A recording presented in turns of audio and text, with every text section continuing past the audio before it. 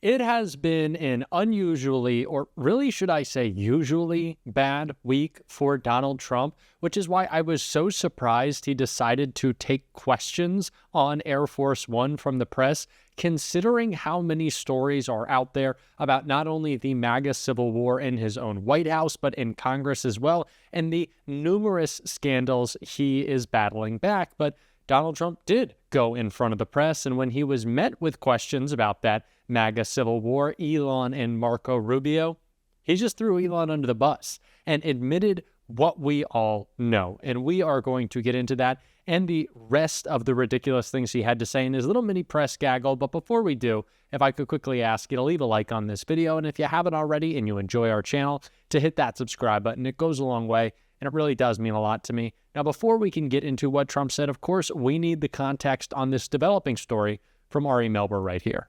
The Times reports that Musk basically ended up in a clash, a conflict with much of the cabinet. And that was Thursday this week.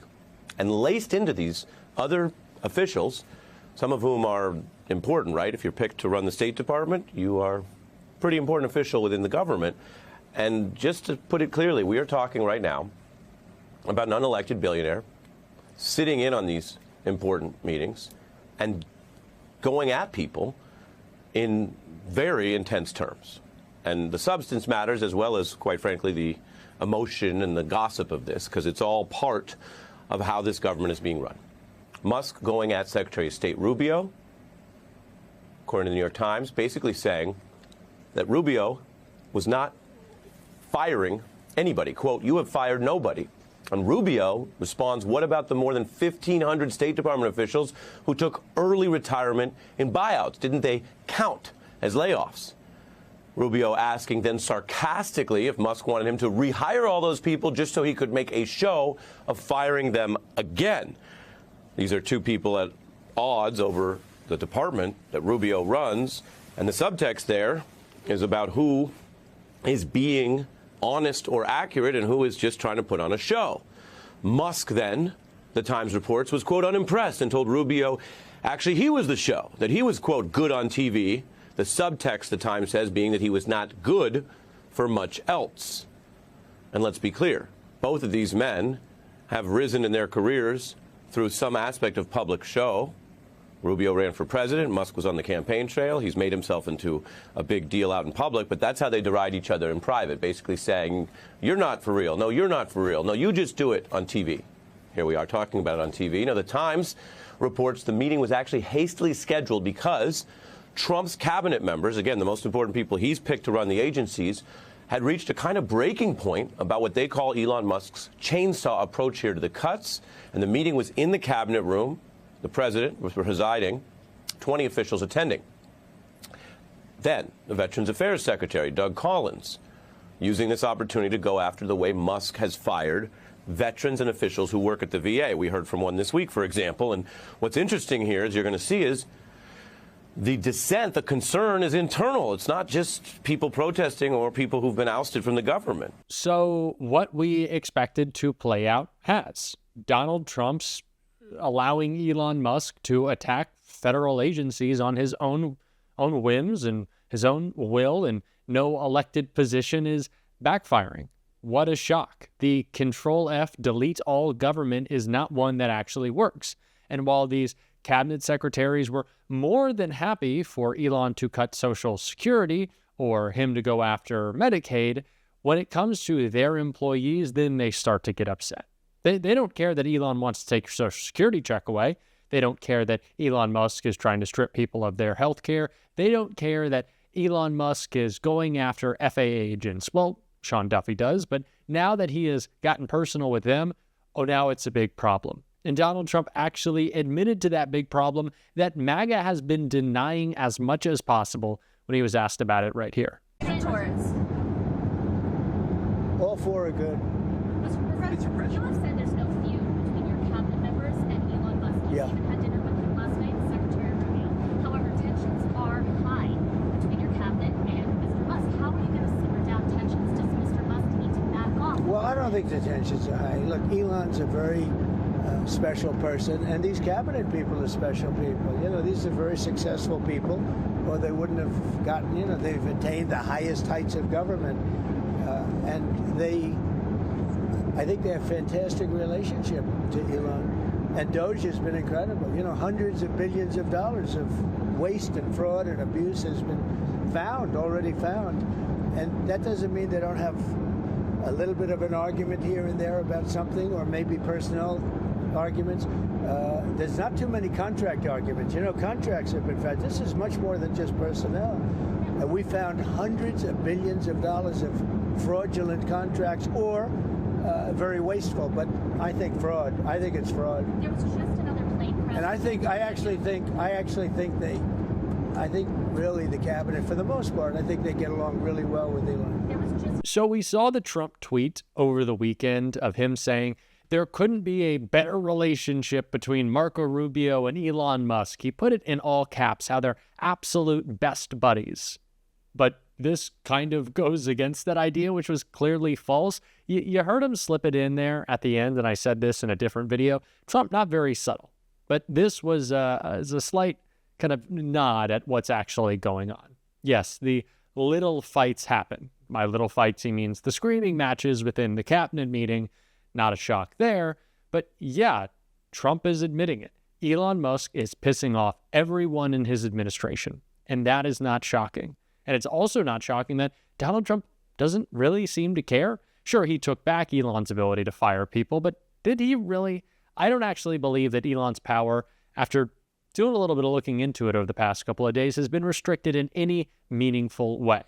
Because him and Donald Trump both equally do not care about the government being destroyed. They actually welcome it.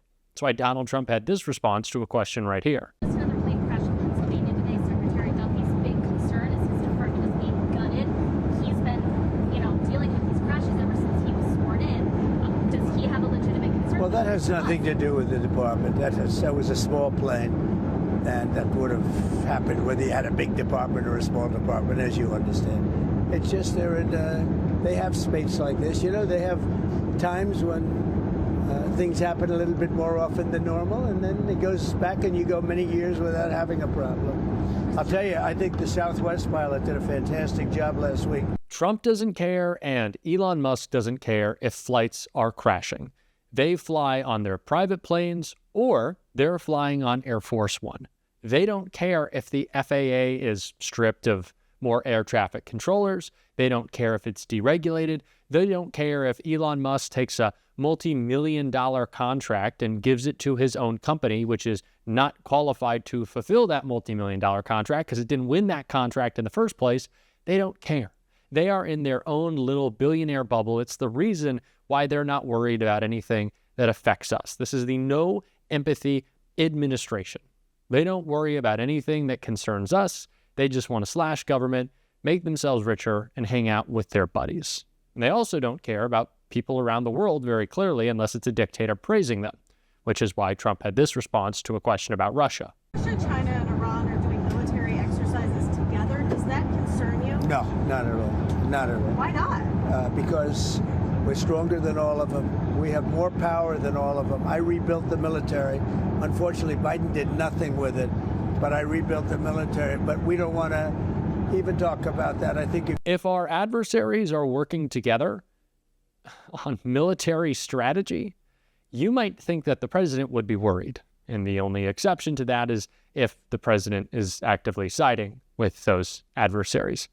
Yeah, Donald Trump is falling more in line with Putin every single day and being pretty obvious about it, saying that, oh, well, Russia, they're fine. What are they going to do to us? Well, we're buddies. It's just kind of straight up admitting it. And talk about admitting it, Donald Trump earlier today, shifting from foreign policy to the domestic, made it pretty clear that, yeah, his policies are just bad. He was asked about that right here. Where are we? Are we just about? We're just about ready to land. Are you worried about a recession? Maria Bartiromo asked you, and you kind of hesitated.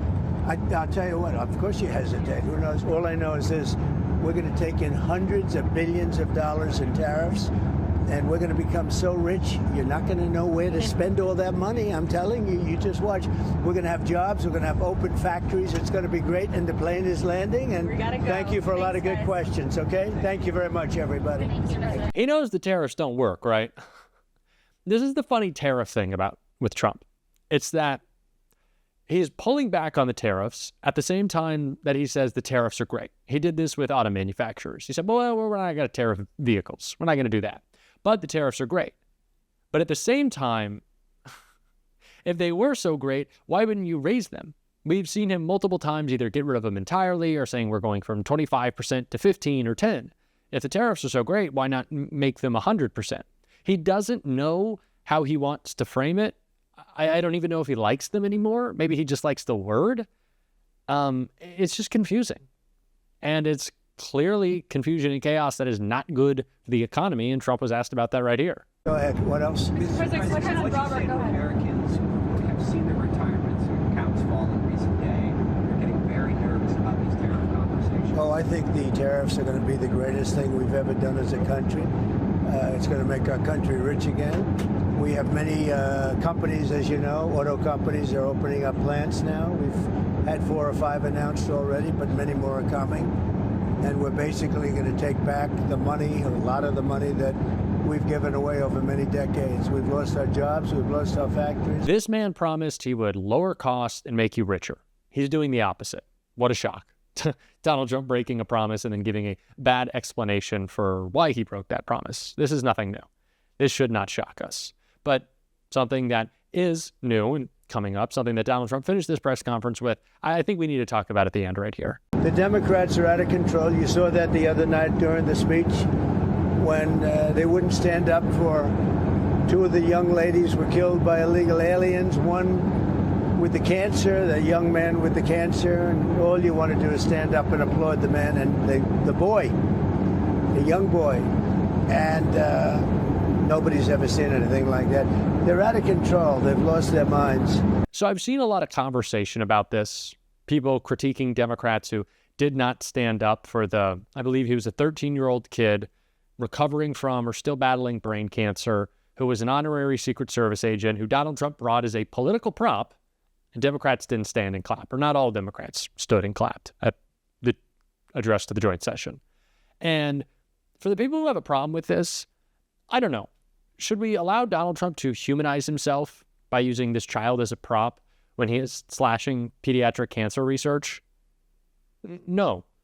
I'm not gonna clap. I'm not gonna cheer for your little stunt when we know what your actions are. I'm not gonna pretend that everything's all normal. So for the Democrats who didn't stand and clap, good. Why would you? Do not legitimize this guy in any way. It's what we're always talking about, and it's what we're going to keep calling out on this show. If you want to support that, as always, you can hit that subscribe button. You can leave a like on this video, and if you stuck around to the end, you can drop a blue heart in the comments. And until next time, I'll see you soon.